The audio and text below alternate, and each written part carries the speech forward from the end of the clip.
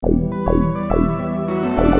some of that bass out, Bruce. So I wanted to start this one just a little bit differently than maybe other tier lists that I've done before, just by first talking about some of the most difficult and relevant fights in the game, so that we can kind of better understand why I've placed certain Pokemon where I have, my like personal understanding of how I value and just like evaluate Pokemon has evolved and changed a little bit, and I'm just like aiming to be a little more clear about what I value and why. The most important things for me being availability and Pokemon's use cases and kind of the specific most challenging fights of the game.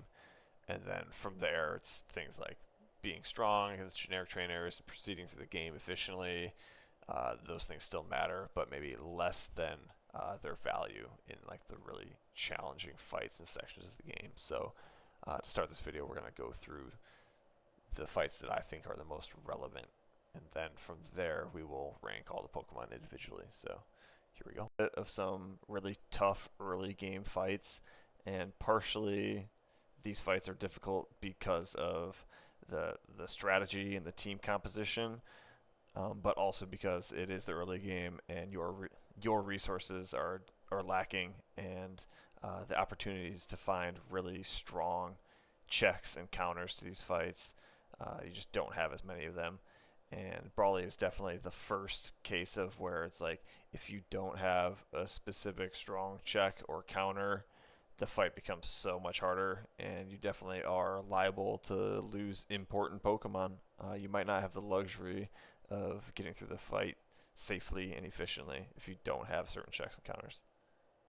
So next up, we have the iconic Rival 2 fight on Route 110. This definitely is a notorious fight in Pokemon Emerald. A lot of people think it's one of the hardest, and I would agree. You're going to be up against some combination of Wingull, Lombre, Stage 1 Starter Evolution, or Slugma in place of one of the Wingull or the Lombre. Honestly, every combination presents issues. The Wingull spreading status with Supersonic is pretty annoying. The stab wing attack is definitely a relevant move at this point. And then the Slugma can also spread status. Lombre kind of sucks, but is at least an evolved Pokemon. And then all of the Stage 1 starter evolutions are strong Pokemon at this point in the game. I would say most especially the Combuskin and the Marshtomp can be pretty scary. But just working through 3 Pokemon, all different typings, can just present some issues, especially when you're battling against status conditions and all that sort of stuff. So things can go wrong in this fight, and it's definitely one of the more difficult. All right. Now, next up is probably my personal pick for the most difficult fight in the game.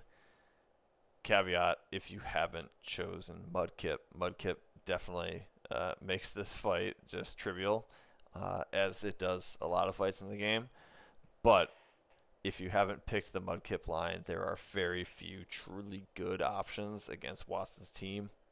You're very likely to lose some amount of Pokemon if you aren't running Mudkip, and basically every single one of his team members can ruin your fight in one way or another, be it through self-destructing Voltorb, strong stab electric moves, or getting T-waved by Magneton, getting paralyzed by static through Electric or the Manectric, and then both Magneton and Manectric are like really, really powerful Pokemon at this point in the game. Probably, actually, just like definitely way better than anything that you have at this point.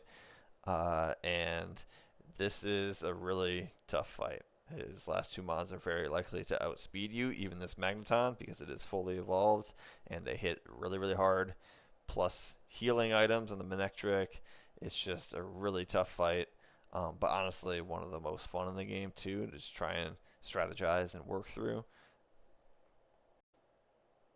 All right, next we have Norman, who I have as kind of in this weird area of like, I think this fight is potentially very dangerous, in spite of some like highly abusable AI mechanics that make his ace Pokemon potentially trivial, the slacking. Uh, but even still, I think the rest of his team is a little scary. There are some things happening here. Lanoon having the potential to set up Belly Drum is always frightening. Spinda with Teeter Dance and Encore is annoying. And then Vigoroth and Lanoon just both hit hard enough. But I do think that this is definitely a difficult fight that once you've attained a certain amount of domain knowledge as far as how the game mechanics work, the AI mechanics, the stuff behind the scenes, this fight goes from like difficult to really easy. But I'm going to include it here because not everybody is super knowledgeable about those mechanics, nor does everybody care to abuse them. So, lastly, for notable fights that I want to make mention of, I have Tate and Liza, which, as a side note, I think might be the best designed fight in the entire game. It is a double battle, the only double battle among the main game gym leaders, which is a shame, honestly. I wish there was more of that. But the fight itself has the potential to be truly devastating. It is the seventh gym, so at this point you have access to basically everything you could ever want as far as resources, mons, that sort of thing. So you can definitely strategize, come up with good checks, good counters, and have a really solid game plan going into the fight. And still, sometimes it can go wrong. There is just a lot of potential for disaster here. Much like a lot of the really difficult fights in the game, there's a good mix of just like raw attacking power, but also weird variables that can come up, like Confuse Ray or Hypnosis, and then even boosting moves with this Calm Mind stuff. And then the screens are also potentially pretty interesting, as is Sunny Day, is like these weird status support move things. But yeah, just in general, really fun fight, really difficult fight, but also really interesting. And then lastly, I guess we should make mention of the Elite Four Gauntlet, the final challenge of the main game. And honestly, none of these fights individually do I find to be more difficult than the stuff I've listed previously, given the point in the game in which you're fighting these fights. But as a gauntlet, fighting these back to back to back to back, things can happen. I think Sydney's kind of a pushover. Phoebe has some weird stuff going on, really good coverage, weird status stuff. Will-O-Wisp, just a bunch of things that could go wrong if you're unlucky. Kind of the same with Glacia, where it's like this fight is pretty trivial, but there is the potential that you just lose something super important to like a wall range sheer cold, which would be a big bummer, or this like explosion on a Glalie. You do have things that you got to look out for. Drake kind of gets spammed down by Ice Beam, and then Wallace is definitely a real fight that you have to put some thought into. But like I said, I don't think the Elite Four Gauntlet as a whole is as difficult or challenging to craft solutions to as are a bunch of the fights I've listed previously.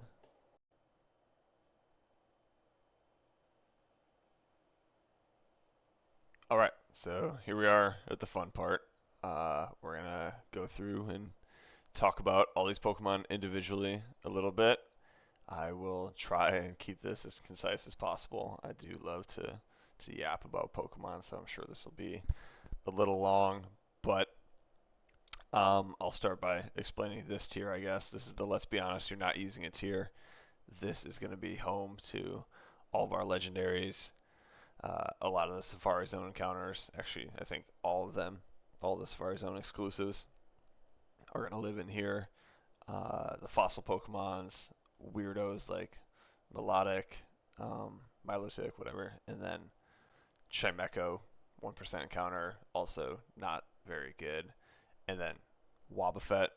Wobbuffet, I think, is a interesting case where I do think it is very powerful, but it's just not a particularly engaging way to play the game. And so I never find myself using it, and I'm sure that's the case for most people.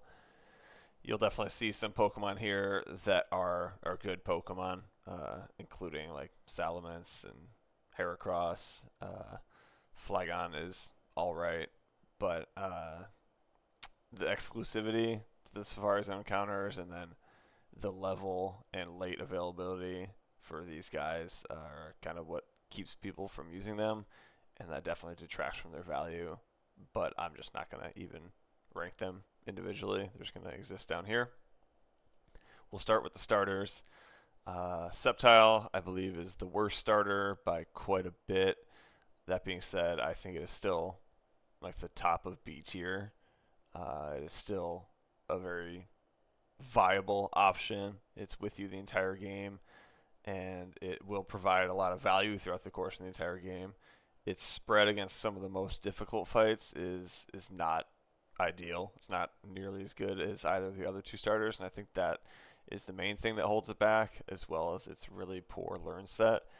But it does have options. It does have opportunities to shine and be impressive, and it is just like a final evolution of a starter Pokemon, so its base stats are really good, and it's always there for you, which is cool.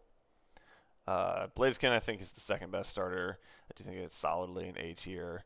It is helpful in a lot of important fights, all the way up to and including the Elite Four.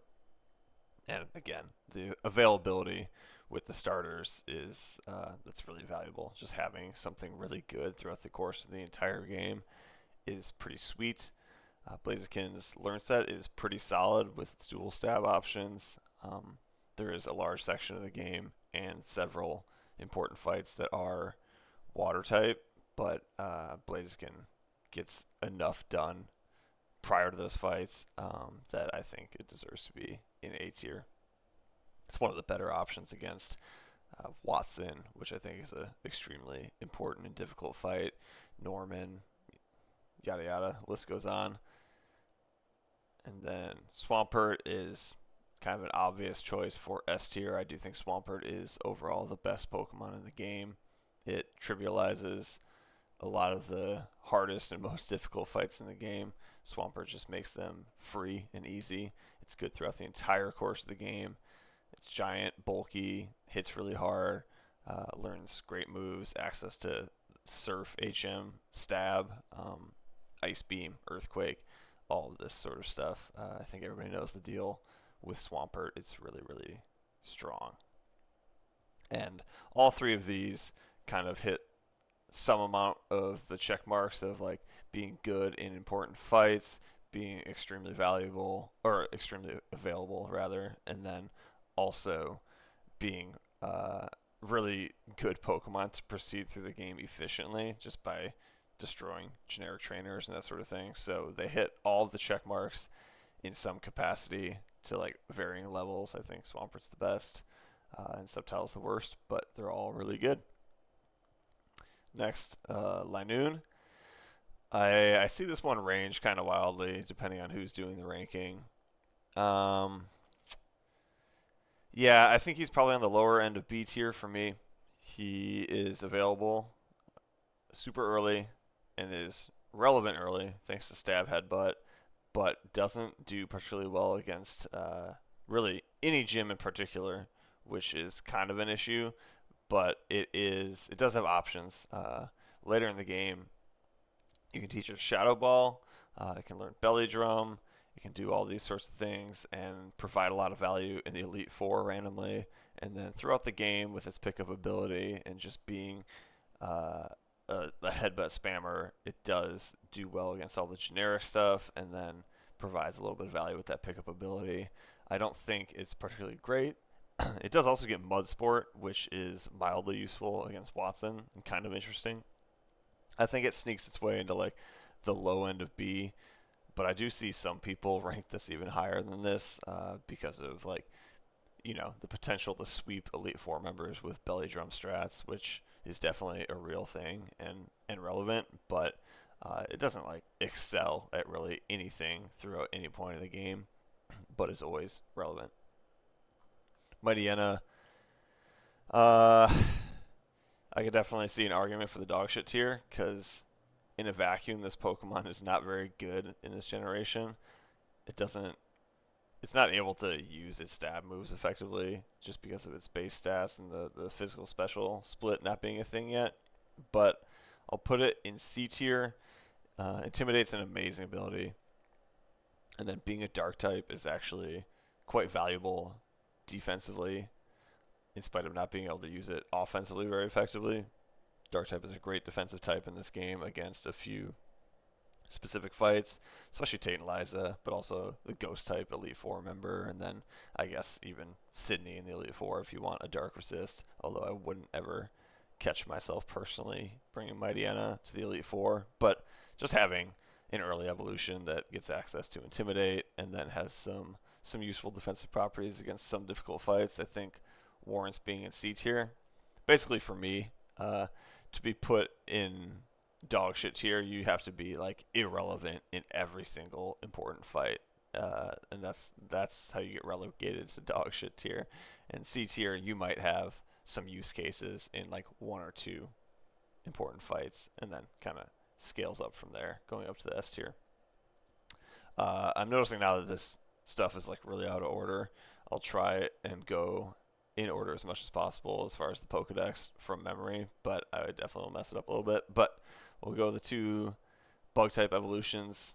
I would throw Beautifly. Maybe that's not quite fair. Beautifly is relevant exactly for a single fight, and that's Brawly. I think I would put it on the very bottom of C tier. Beautifly is not nearly as good as Dustox, which I would probably put in some range from like really low B to high C. I don't have a whole lot to say about Beautifly. Beautifly's learn set is not as useful as Dustox, although it does get some status moves and that sort of stuff. It gets access to Gust, and therefore combined with its typing is an effective counter against Brawly, which is good. That's a good trait. Dustox, on the other hand, is also great against Brawly, solid against like the Rival 2 fight, and then is extremely effective against Norman. And I think for those reasons, it's definitely above both of these guys. You probably won't be using this thing past Norman, but being quite good for 2 important fights is probably good enough for me to put you somewhere up in this high C tier. After that, who do we got? We can do some stone evolutions.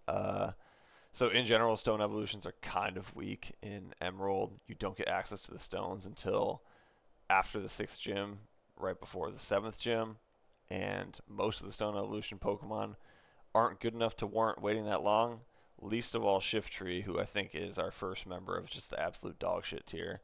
Shiftry, what an unfortunate case, dude. I like Shiftry's design, and I think he looks really cool, and I would love for him to be useful, but the whole line's moveset is Dog Water. You have to run a Nuzleaf through the majority of the game and then evolve it prior to the 7th gym into Shiftry, whose dual typing is somewhat relevant for exactly that 7th gym, but its moves are so bad and it just doesn't do anything. It's just really bad.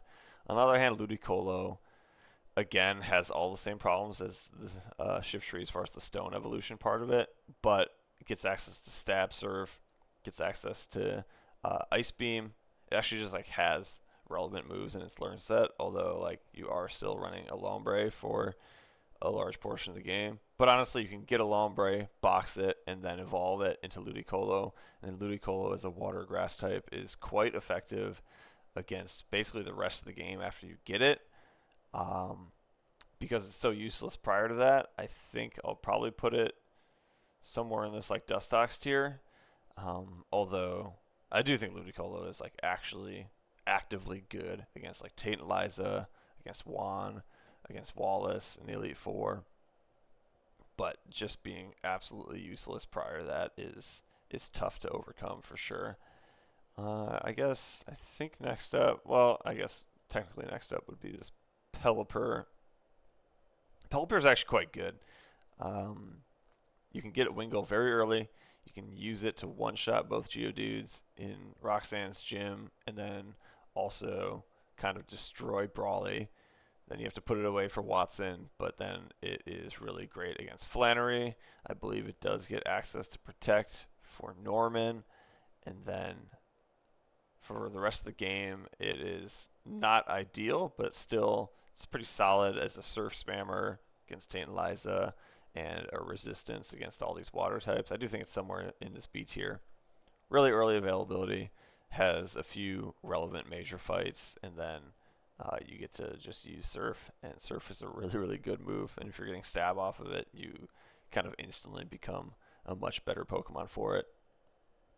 I think next up in availability would be Gardevoir. 5% encounter to get Ralts, but if you do happen to get it, Gardevoir is good, for sure. Gardevoir is good. It's very weak as a Ralts and a Kirlia, but it does evolve pretty early. So prior to Norman, you do get access to Gardevoir, and then from that point, it can spam Psychic, Calm Mind, Thunderbolt, and that's a really strong combination of things to have.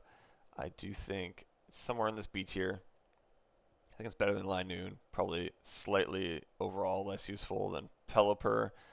But yeah, Gardevoir's super solid. Having access to Thunderbolt and Calm Mind is a huge boon for any of the Psychic types, definitely. I do believe it's one of the few Psychic types in this game that gets access to Electric coverage prior to the Battle Frontier tutors. I suppose Alakazam gets Shockwave. Maybe Grumpig gets Shockwave. I'm not positive on that. But anyway, Thunderbolt's a much better move. Gardevoir somewhere in this B tier. It's a cool Pokemon. After that, who do we have next? I guess Tailo or Swellow and Breloom would be up next. Swellow destroys all the generic trainers with impressive efficiency, I would say. Early access to Stab, Wing Attack, plus Stab, Quick Attack, which is not irrelevant. Destroys Brawly, which is great. And then is really unusable against Watson, but has a use basically most of the rest of the game, honestly. And if you're a real cheeky bastard, you can utilize the Guts strategies by getting like a pre-poison on your Swellow and then just hitting really, really hard with your Stab, Wing Attack, or Facade, what have you. I do think it's also somewhere in this B tier here.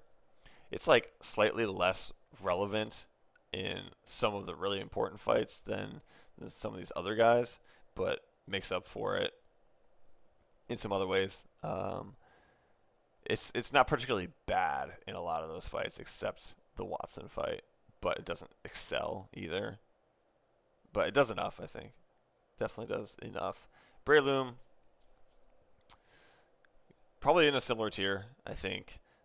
Early, if you happen to get it in Petalburg Forest, it's very obviously great against Roxanne, and then it's effective against Brawly as well. Gets access to like stuff like Leech Seed and some status moves, and then as soon as it evolves, it kind of becomes a monster with just like spamming Headbutt and Mach Punch, and Leech Seed, some combination of those three moves, and then eventually you'll get like a Brick Break TM. It's one of the better Pokemon against Watson, which is a huge thing for me. And then it's great against Norman as well. And then it's bad against both Flannery and Winona, but you have other options for that. I just think Breloom's probably solidly in this B tier. Maybe it's a little, I'm not sure. We'll leave it right there. Don't worry about the ordering too much within the tier itself. That's not necessarily indicative of my thoughts of where these Pokemon rank with each other. All right, who do we got next? That's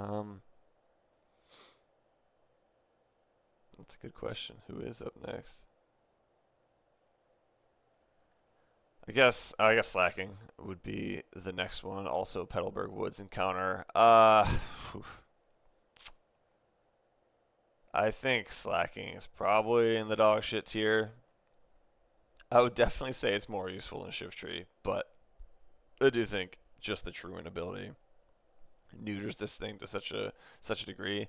I could see a world where you put Shadow Ball on this thing and it wrecks exactly like one thing in the Tate and Liza fight, and then also I guess like the Ghost type Elite Four member or something like that. But honestly, it's such a chore to use this thing that I don't even want to think about it anymore. We're just gonna be done talking about Slacking. It goes in the dog shit tier. After that, we would have suppose the Ninjask, Shedinja stuff. Uh, yeah, oh boy. I think this is going somewhere in the bottom of C tier.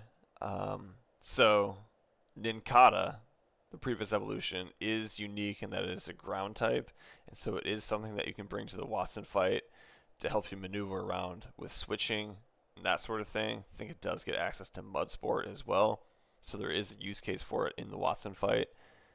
But that being said, you aren't able to like click attacking moves. It doesn't actually do anything in that fight other than just exist as a ground type to switch around with. But I guess that's not nothing.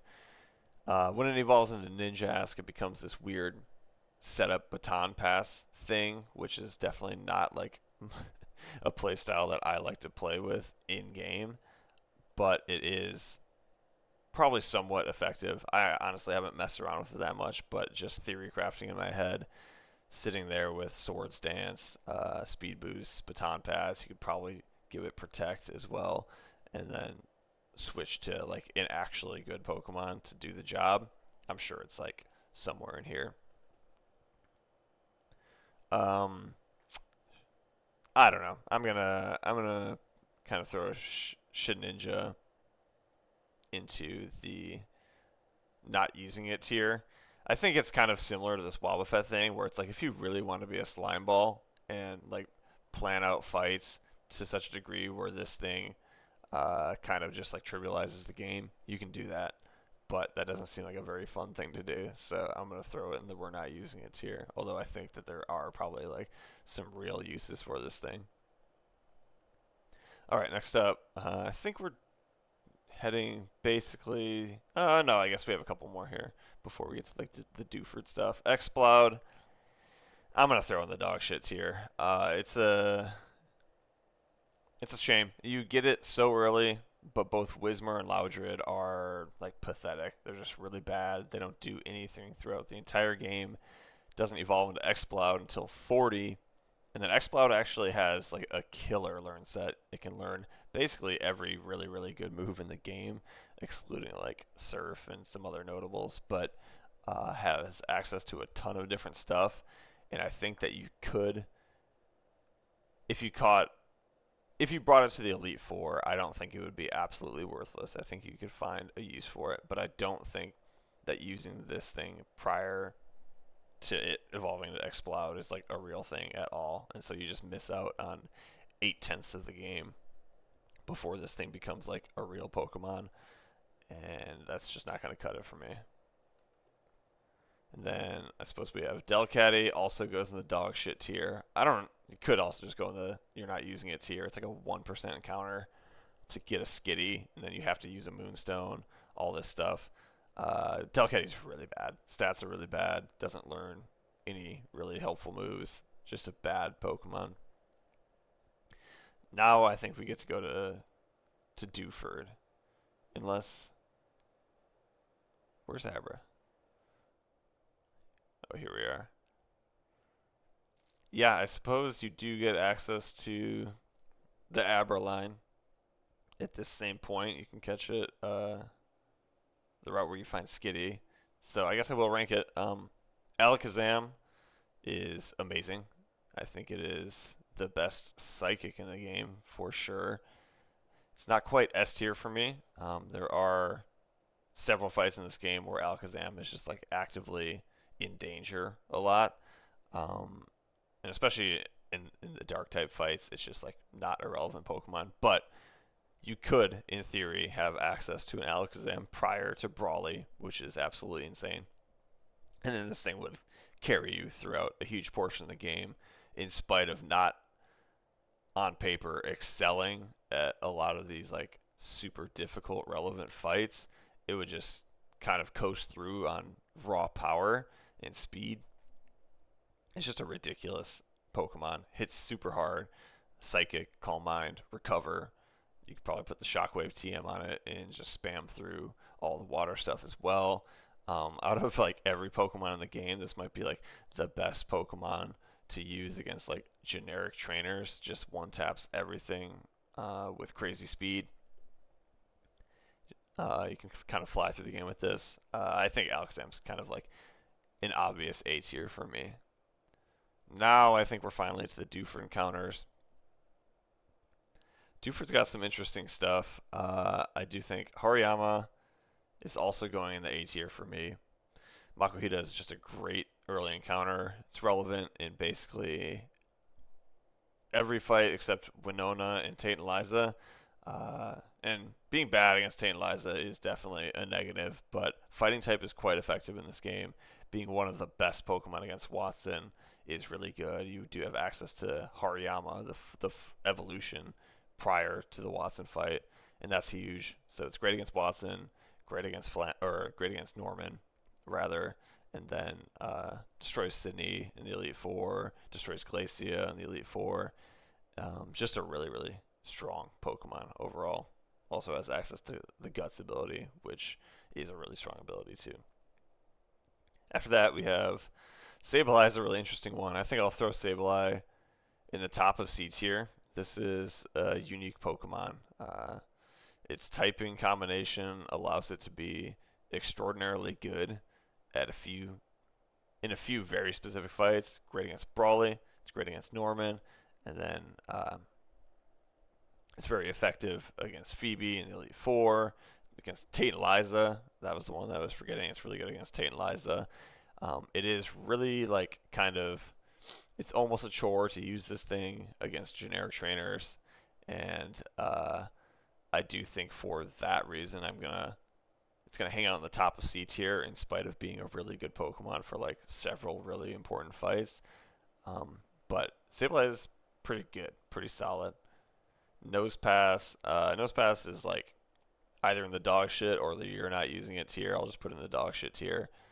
Actually, I don't know. It's probably just this. You're not using it. It's only a Rock Smash encounter. You're definitely gonna get an encounter in Dewford Cave. You're not gonna go out of your way to like be using a Nosepass. That's just not a relevant thing.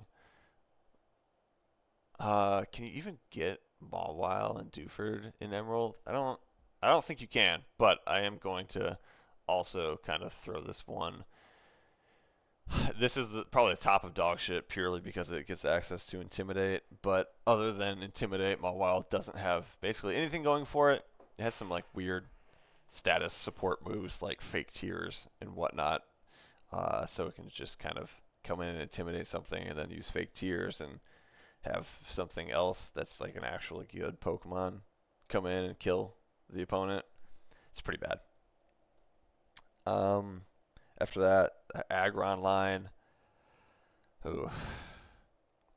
I think this is also somewhere in C tier, like the bottom of it. Such a cool Pokemon, such an awesome design, but also a Pokemon that's kind of a chore to use. Slow XP growth, doesn't hit final evolution until 42. You're running with an Aeron until I think 28 or 31, one of those two, until you get Lairon. And it's not even like a particularly good Pokemon. Even at that point, I do think just because of its like really strong defensive properties and good stats, I think that you can find some use for it. I suppose it is probably good-ish against Tate and Liza. Yeah, I don't know. It's pretty bad. I'll just leave it in the bottom of C tier. It's pretty unimpressive, though, and also arduous to use. All right, what do we got next? I suppose it would be the Crobat. Crobat's awesome. I think it kind of does deserve to be somewhere in this B tier, excuse me. It's good in the Brawly fight, bad against Watson, and then throughout much of the rest of the game, it's just like pretty good.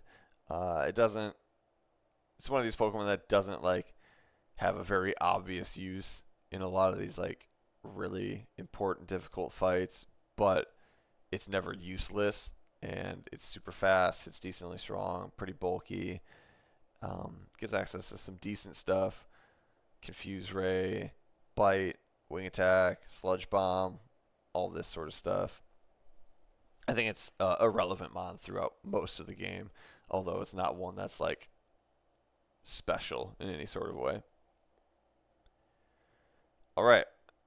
Next up, I suppose we have access to Old Rod at this point, so we can talk about, okay, well, Tentacruel. You can catch a Tentacool in Dewford prior to Brawly, and it's a relevant resistance, although its learned set for quite a while is pretty bad. I'm still going to throw Tentacruel in A tier. Once this thing becomes Tentacruel, you have access to Surf, you have access to Ice Beam, you have access to Sludge Bomb. Tentacruel becomes an absolute monster. It's fast, it has really important resistances, it hits pretty hard with great coverage.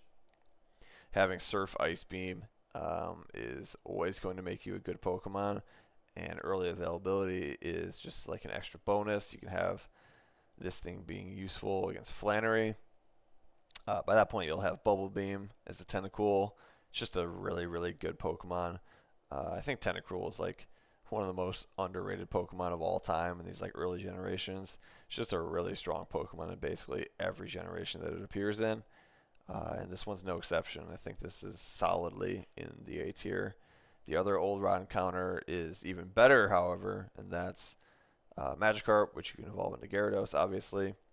You can have a Gyarados prior to Watson, although you won't want to be using the Gyarados in the Watson fight.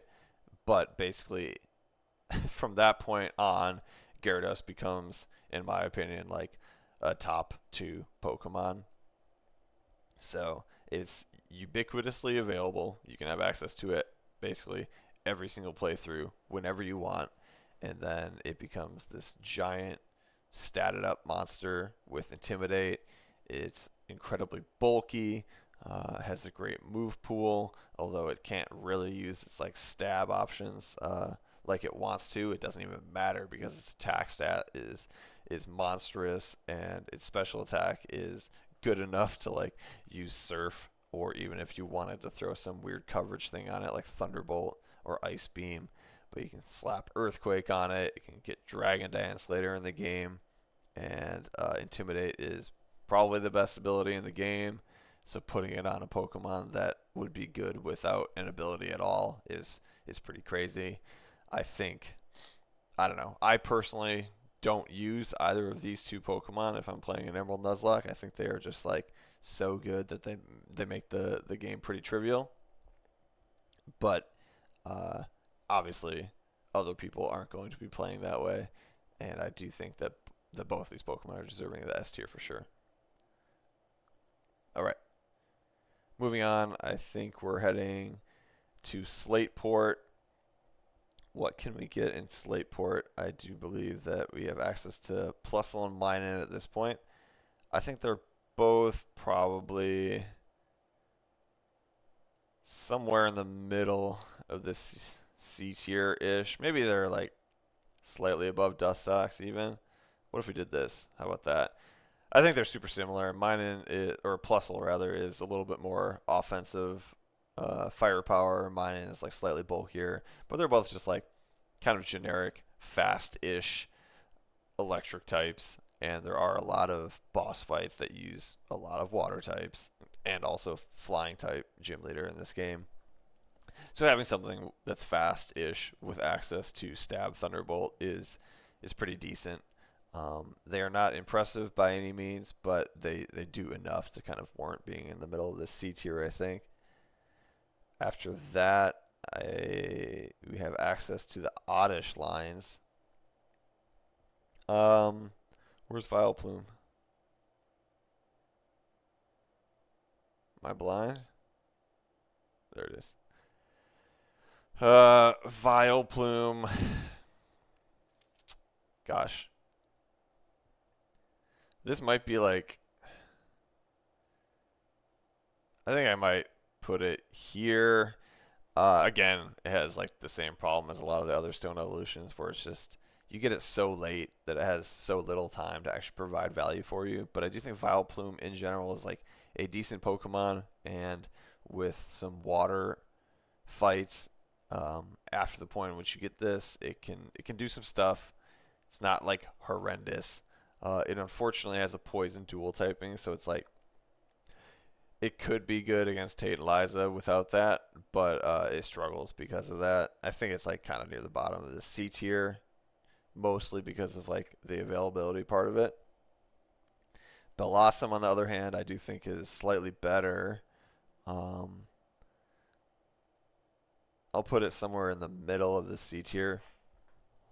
Bellossom you can actually get much, much earlier than any of the other stone evolutions that aren't like the Moonstone, I suppose. Bellossom, you can thief a Sunstone off of a Soul Rock in Meteor Falls and have a Bellossom prior to Gym 4. And although it's not good in Gym 4, just having a fully evolved Pokemon with strong stats prior to Gym 4 is unique and kind of cool, and also like moderately useful. Again, it's like kind of good in all the same fights that like a Vileplume would be, with the addition of it being much better in the Tate and Liza fight because it not having that poison dual type.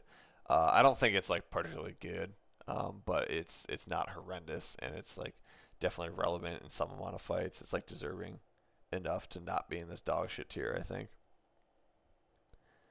All right. What else is available at this point?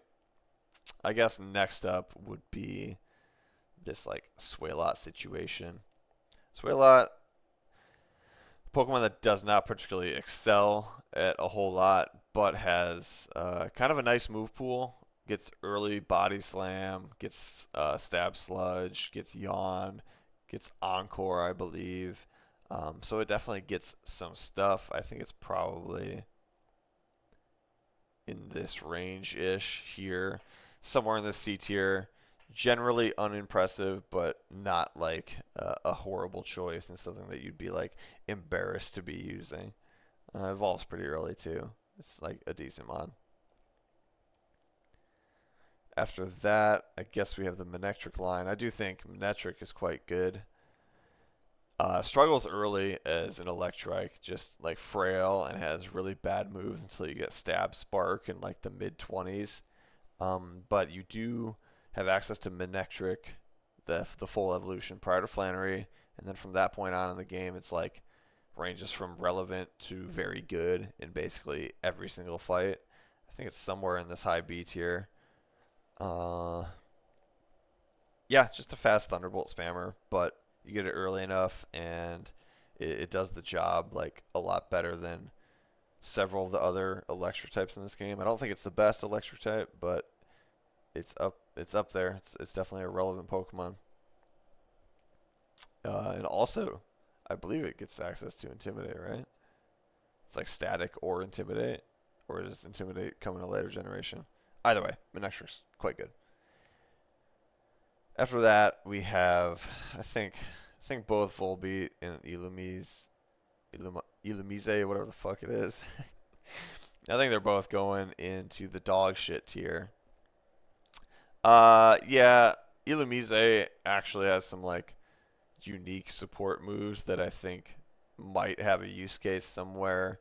Encore, Moonlight type stuff. If you threw Toxic on it, it could do some stuff. But it's just so much work to make these things any sort of decent, and you basically don't ever want to use these not in a boss fight. And they're like rare encounters. They're just like pretty bad overall. I think I forgot to throw Goldeen in here. I do believe that you can get access to a Goldeen prior to Brawly, and it does get access to Peck at that point, which is, it's not nothing.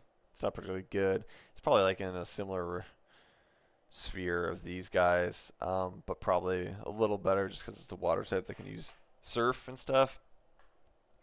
Throw it in there. Sorry about forgetting about you, CK. Alright, moving on. Where are we at here? So just did Volbeat and Illumise. Already done all that. So then we're moving north after Mauville. So I suppose Camerupt. Camerupt is also another unfortunate Pokemon where, kind of like the design, the fire ground typing in theory is like a very powerful dual stab as far as offensively speaking, and it does get access to some really powerful moves. But quad weakness to water is really bad. It doesn't excel in basically any boss fight after the point in which you get it. I don't know. It might be better than Aggron just because it actually gets like good moves and evolves soonish. I think I'll put it somewhere in here. I'm generally pretty unimpressed by Camerupt, although I want to like it. I think it does get Rock Slide, which is pretty dope. All right. From there we move into like the Fiery Path. And so we have, yeah, I don't know. I'm going to throw Muck in the dog shit tier and Wheezing probably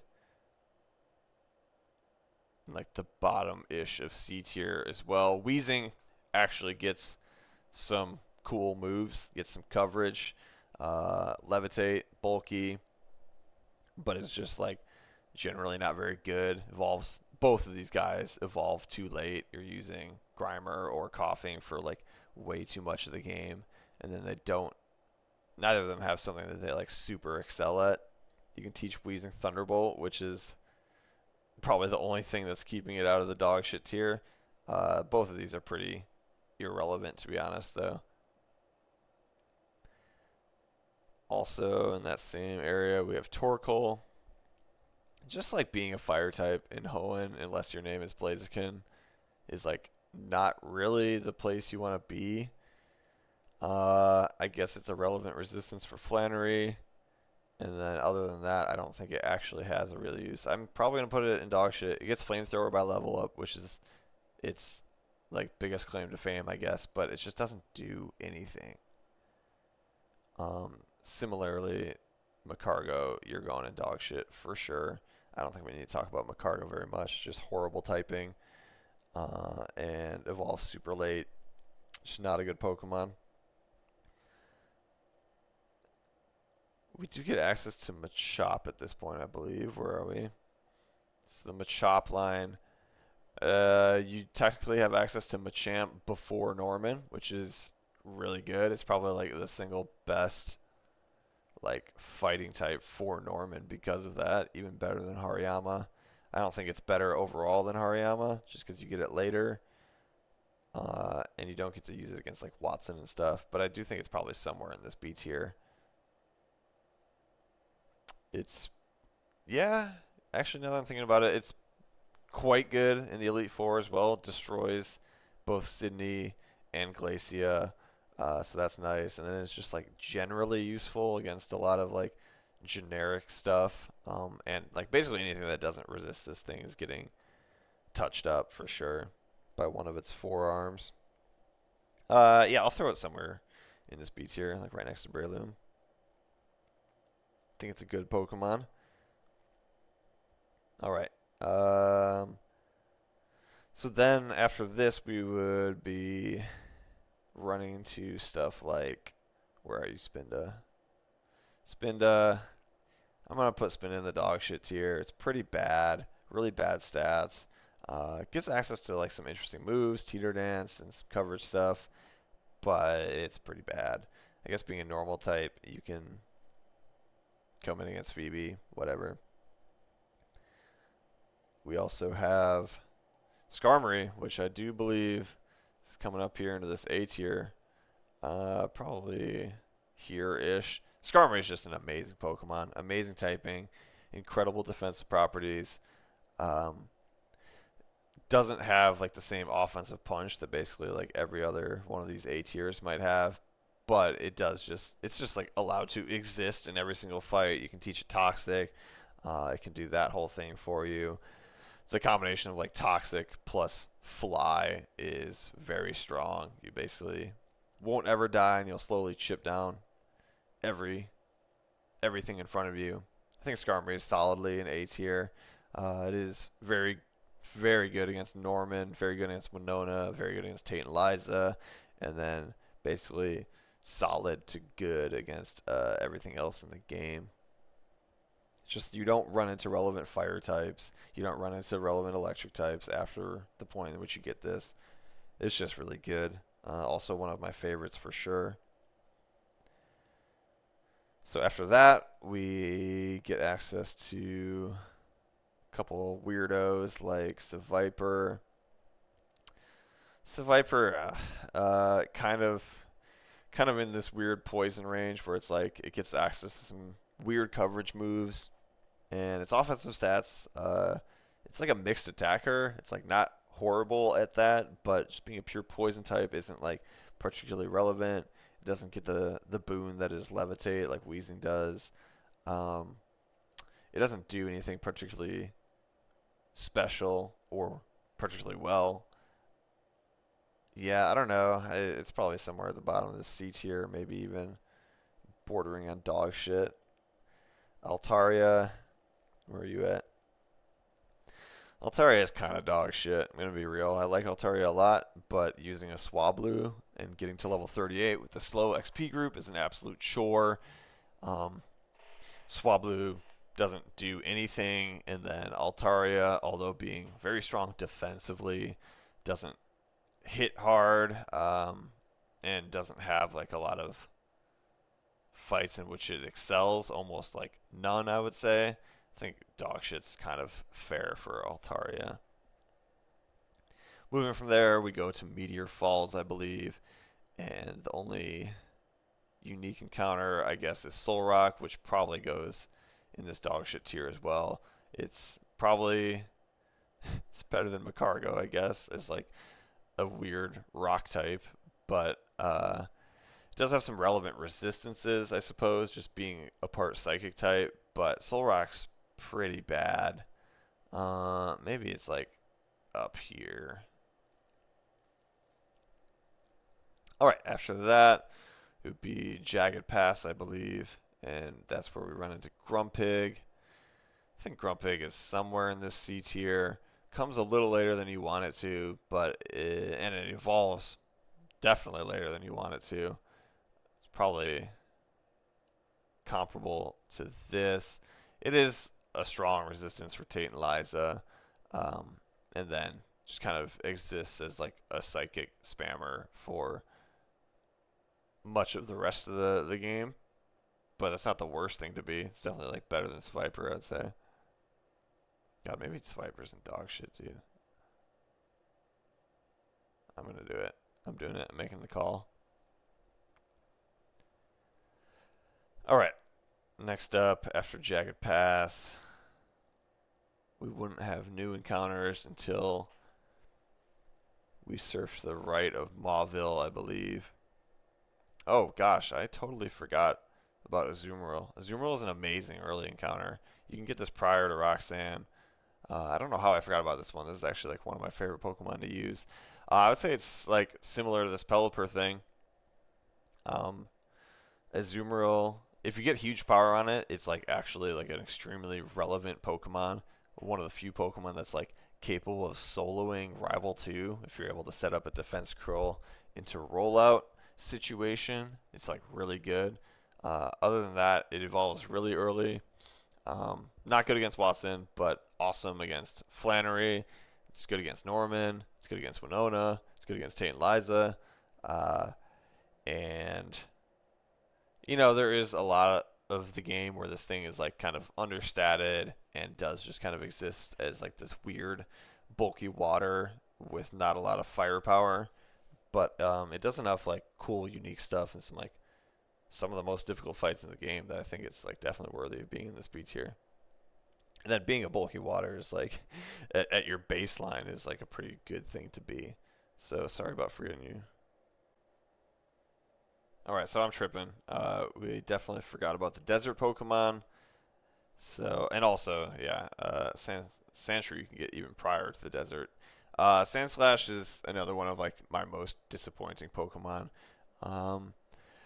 I think it can probably exist somewhere here, somewhere in the C tier because you do get access to the Dig TM, and you can use this for Flannery, and it is pretty solid for that. It's probably okay-ish against Norman, and then not very good for basically the rest of the game because Sandslash doesn't learn any moves at all.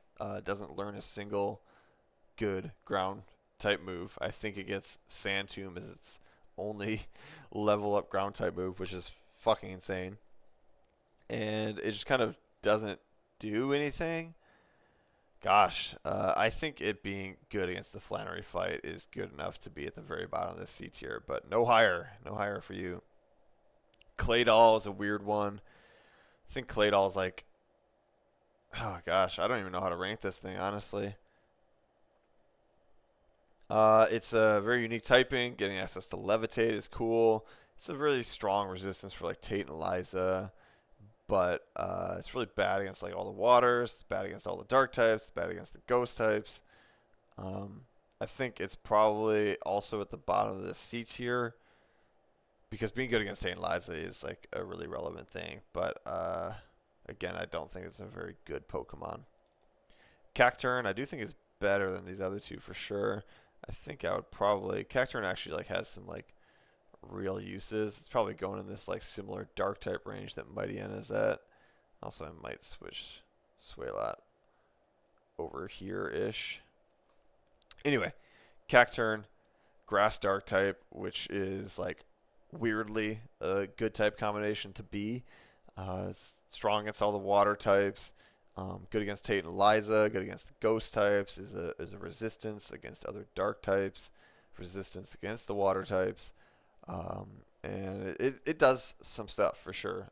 It's like slow, but having access to Leech Seed is amazing, and Stab, Grass move, Needle Arm, which is not a particularly good move, but it is a solid grass type stab option that isn't like Giga Drain with 5 PP. Yeah, Cacturne's alright. That's about as good as I'll give it. It's alright. Maybe I'll move it like over here. Alright, now we're moving on to, I think, the route to the right of like Mauville after you get access to Surf. The Tall Grass, Tropius. Tropius is pretty dog shit. Grass Flying is not a good type combination, really. I guess it's like I guess it's fine against like the water stuff, but its best move is like Magical Leaf. Maybe you can exist in the right. I don't know. It's pretty bad. Kecleon is also similarly bad. Just throw it somewhere in here next to this other normal type. Kecleon doesn't do anything unique at all. Its ability is like not useful in any sort of way. Maybe that's not true, but I don't want to have to like work for my Pokemon's ability to become like useful to me, really. Somewhere here in dog shit tier. Then moving from there, we get access to things like Absol, Castform. Sure, yeah. Castform, dog shit. Absol in this like dark type zone, although I do think it's like less good than these other two. I'll throw it over here. Has basically all the same traits that these other dark types have, minus like Intimidate and minus the grass part of Cacturne. Just being a dark type that can use a dark type move is solid. It does something in the game. From that point, I guess we do also have Surf, so we have access to these guys. Electrode. Electrode is probably in a similar range. It's like a better Pokemon than I think Plusle, but is available later. Magneton, on the other hand, is the best electric type in the game by quite a bit, I would say. I think it's somewhere in this range. It is really an incredible Pokemon. Crazy special attack, awesome typing. Just a really, really good Thunderbolt spammer. Destroys every water type in front of it, and then also being part Steel. Steel is an amazing type. It can switch into a lot of things randomly and just fire off Thunderbolts. I think the strongest Thunderbolt in the game, which in a game with a lot of water fights, that's a pretty good thing to be. Seadra, just a random super generic water type. I think at best it's the bottom of C. Starmie, this is a Pokemon that if it was available any amount earlier in the game, I think would be like in this high A range. That being said, you can only get access to it um, post the 6th gym, and then it is a stone evolution, and then but from that point on, it's an incredible Pokemon. It's really, really good against Tate and Liza, really, really good against all the other water stuff going on. I do think it's probably somewhere in this B tier. I'll put it right here. Amazing move pool throughout all the generations. Kind of like Tentacruel, Starmie has just been an incredible Pokemon.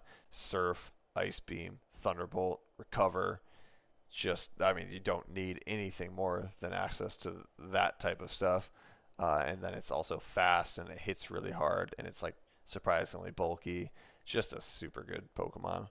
It's just a shame that you don't get it until late in the game, but I think it does get enough value. I mean, it just destroys Tate and Liza, destroys Juan, not Wallace, Juan, destroys Juan, and then it is really good against Glacia, against Drake, and then against Wallace. Like, it's just really good. Lantern is also quite good, but available quite late. I think I'm going to put it like at the top of this C tier. Again, I would put it somewhere in this high B tier if it was available earlier. Awesome typing. Good ability. You either get Water Absorb or Volt Absorb, both of which are like pretty good. The Water Absorb is by far better for sure. Just having a water immunity is really crazy. And then being able to throw out Thunderbolts and Ice Beams and Surfs, as we know, that's really good. Its offensive stats are definitely like underwhelming, so it doesn't quite get to do the job that Starmie does, but it's still like by far I think the best out of all these C tier mons. It's just available a little late. Corsola automatically just goes in dog shit tier amongst the other weird rock type stuff happening here. Corsola is really bad and also like weirdly available late in the game. Kingdra, I could definitely see an argument for putting it in this, like, let's be honest, you're not using it tier. And in fact, I probably will. Horsey's just available really late, and then you also have to do the trade evolution thing. Me personally, I'm someone that has access to like original hardware, multiple copies of the game, all this sort of stuff, so I can do that sort of thing, but not everybody does. And I guess I didn't even like mention that when I'm ranking Alakazam and Machamp, but I think the combination of that plus it being available late in the game, I'll put it in this you're probably not using it tier. Although if I were to rank it on its own merits, it's probably in this B tier-ish. It's quite good. Awesome defensive properties, very versatile, good moveset, Surf, Ice Beam, yada yada. One weakness, pretty great. Raichu, available late, but it does get to kind of put in some work as a fast electric. I think it's quite a bit better than any of this stuff. It's probably in the similar tier with Vileplume, honestly. Performs a similar role. Being like the late stone evolution that you don't get any value from before like the 7th gym-ish. But I think it does enough from that point where it can kind of sneak into this C tier situation. Sharpedo is quite good. I suppose this is available earlier than I have ranked it as well, which is relevant. I think it's somewhere in this B tier. I would put it probably here-ish. Yeah, Sharpedo Water Dark hits really hard. Being a Dark type is great. Being a Water type is great. Having access to Dual Stab is really good. The Surf plus Crunch, and then you can throw Ice Beam on it as well. Does really well in a lot of fights. And it's like this is a Pokemon I never used as a kid. I just like wouldn't use the Pokemon that I would see like the enemy teams using, you know, just because they were so present in the game. I felt like it was kind of boring. But now, as an adult man, I kind of have respect for Sharpedo. It's pretty good. It's really good against Tate and Liza. It's water resist against the other water types, and you can just throw out some neutral crunches, and then kind of carries those same properties into the Elite Four. It's good against Phoebe, and then it is good against Drake, just throwing out fast ice beams. It's a good mod. Somewhere here in B tier for sure. Wailord. I mean, it is pretty solid. I'll put it here amongst the top of C tier. Again, the evolution is pretty late, but having access to like super powerful water spout and ice beam, it's probably relevant enough. Whiscash is amazing typing, only weak to grass, which is pretty great. I guess this is also earlier availability than I have ranked it. I think it is also kind of somewhere in this high C tier situation. Having Surf and Earthquake is pretty cool. Having one weakness is pretty cool. It's good against Tate and Liza for sure. Being neutral to water is like not great for sure. But I think it's good enough. I think actually maybe I'll move it over here. Crawdont. Probably the bottom of C tier. Good in like basically exactly one fight, which is Tate and Liza. And I guess Phoebe in the Elite Four. Although I'm not really planning on bringing a Crawdon to the Elite Four. I think it's probably more relevant than Seadra, I guess. Yeah, just being a dark type. It's the worst of all these like dark types though, for sure. Banette. Also kind of a similar case where it's like relevant for like one, maybe two fights. Yeah, I'll put it somewhere here. It's just like it's a slow offensive ghost type, which isn't necessarily where you want to be. It's like okay against Tate and Liza, and then basically nothing else. Dusclops, I think, is a little bit better. Being more defensive is kind of where I would like to be with this type of Pokemon. I think it's probably somewhere in a similar range here.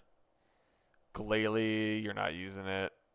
It's available too late, evolves at 42, and then even after that, that's not very good. It's somewhere in this dog shit to you're not using it tier. Walrein. Walrein's like, this is tough. The Walrein's like actually a very good Pokemon, but also available very late. I think it's probably kind of right next to Lantern. Great stats, very bulky, access to both Stab, Surf, and Stab Ice Beam, which is awesome. If it was available earlier, this thing would be higher, I believe. But as it stands, I think we'll go like top of C tier. Then we got these weird Clamperl situations going on. I think Huntail is kind of just like, well, I mean, it's probably slightly worse than Seadra, I guess. And then Gorbis is a little bit better than that. I think Gorbis can exist in this like, it's definitely not better than Electrode. Probably right next to Seaking. Gorbis is okay, very slow, hits pretty hard with Surf, has access to Psychic, but the requirements to get it are pretty weird, and it becomes available pretty late. I would not fault anybody for like having both of these in the you're not using it tier for sure. Relicanth, kind of bad, right? Yeah, pretty bad, huh? Rockwater, really low special attack, not a great move pool. Just and available really late, pretty unimpressive. Love Disc, similar, available late, and horrible stats. Does have a better move pool for sure. Ninetales, this is ranking this one a little late, but that's okay. Ninetales is like super mediocre, maybe even in this dog shit tier. It's just like you don't really want a pure fire type. I don't know what the point of this Pokemon is. It's available really late. It does learn Flamethrower naturally, so I guess we'll put it here in the learns Flamethrower naturally section. Wigglytuff, dog shit. Kind of don't need to talk about it, I don't think. I believe I missed Golduck earlier. I think that this is also a Safari Zone exclusive, so I'll put it here with the rest of his companions. But yeah, Golduck's a pretty middling water type, but it does I mean, honestly, if it weren't a Safari Zone exclusive, it would be somewhere in the C tier for sure. Definitely better than these water types. Probably right here, I'd imagine. But I don't know why you would choose to use this over any of the other water types that you don't have to go to the Safari Zone for. And then, oh, definitely, well, missed Golem earlier too.